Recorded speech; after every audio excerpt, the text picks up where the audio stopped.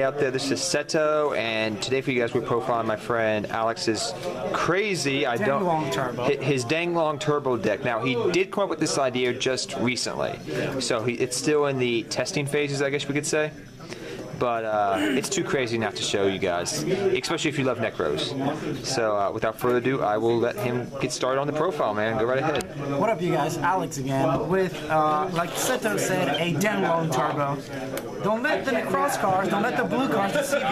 This is a Denglong deck, but I am playing the cross. Like Seto said, I came up with this idea a few nights ago. I wanted to play Necross, which I always have, but I wanted to play a new format. And I figured, what's a good way to keep the deck rolling and have some defensive line to the deck?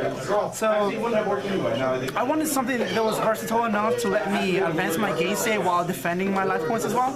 So I figured Denglong would be the perfect card for that. And the reason is because when Denglong dies, it usually lets you summon a Herald for free, which it's another negate, and it lets you search the cross cards, which advance your game state.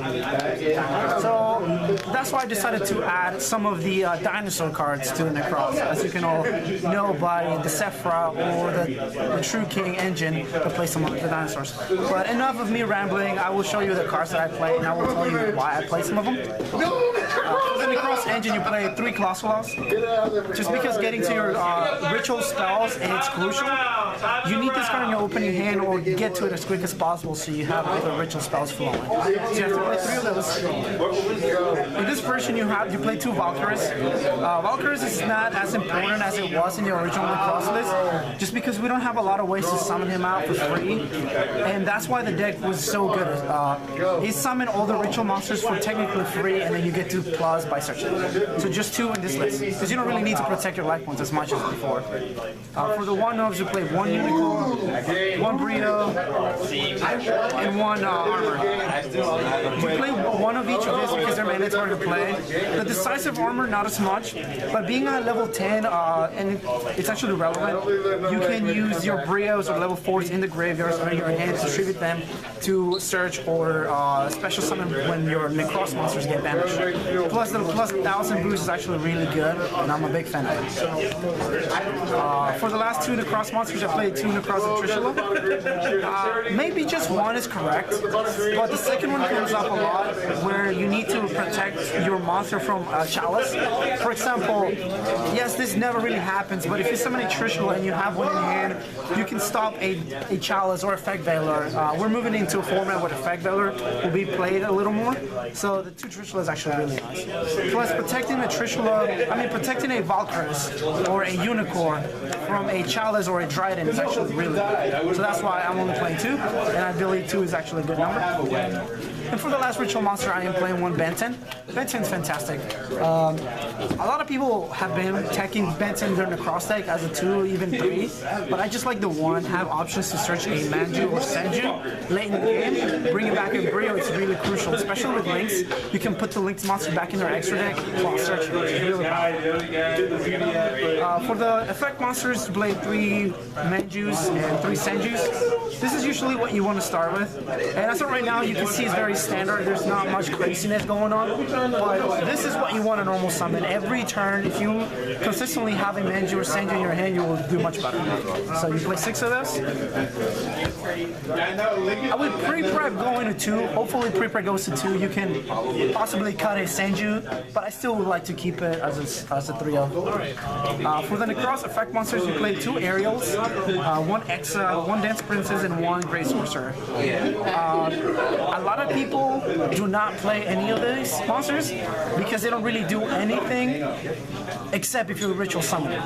Like if you have a Valkyries up and you are tributing these guys every turn, you will net a +2 every time.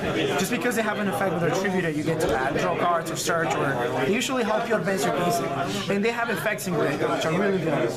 The reason why I'm playing 2 Aerials over any of the other ones is because when she's tributed by a card effect, she lets you add any of them, even herself, which is really good.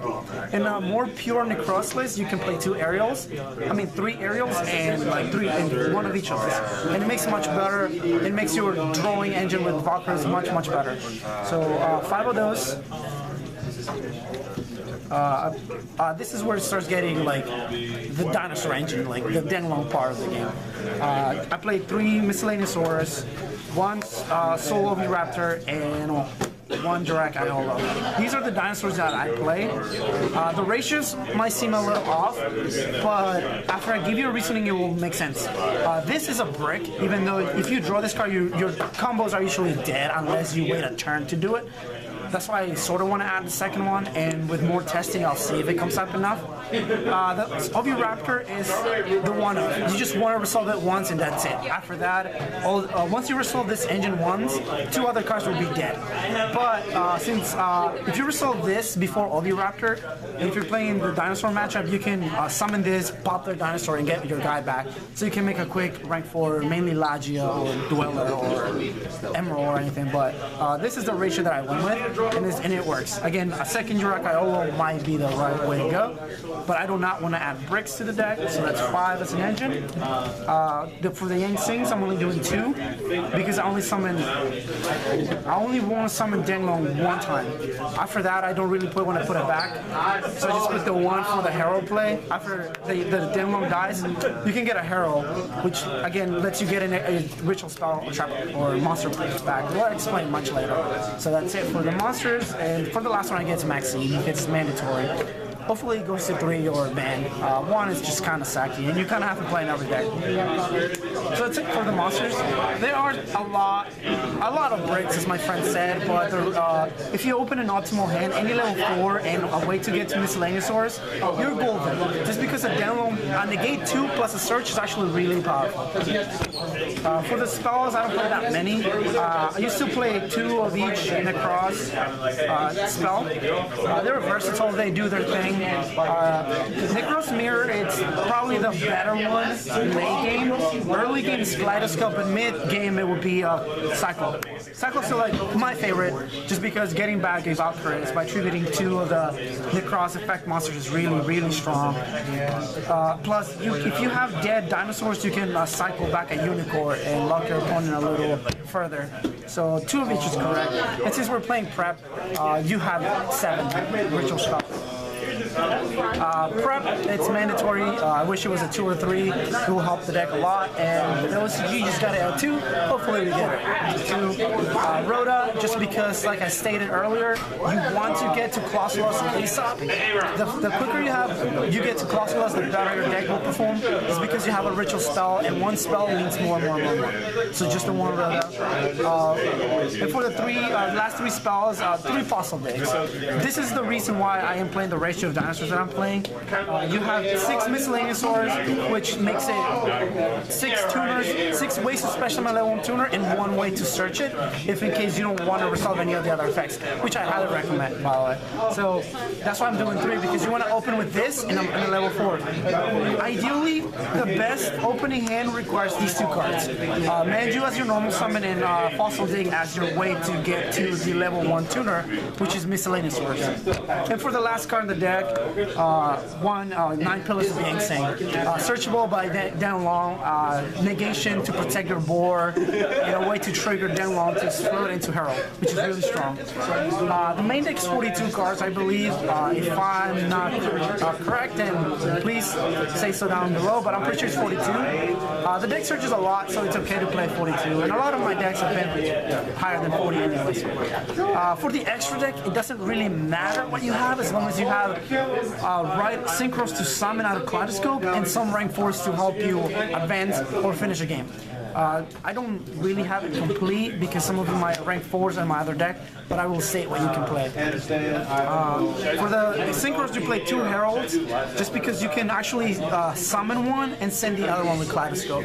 So you want to have both in the extra deck. Yes, we play the Ghost or Emerald to recycle things, but I don't want to summon an Emerald just to summon an to recycle this. So I chose chose to just main deck 2, or I mean extra deck 2. Denglong, best card in the game in my opinion.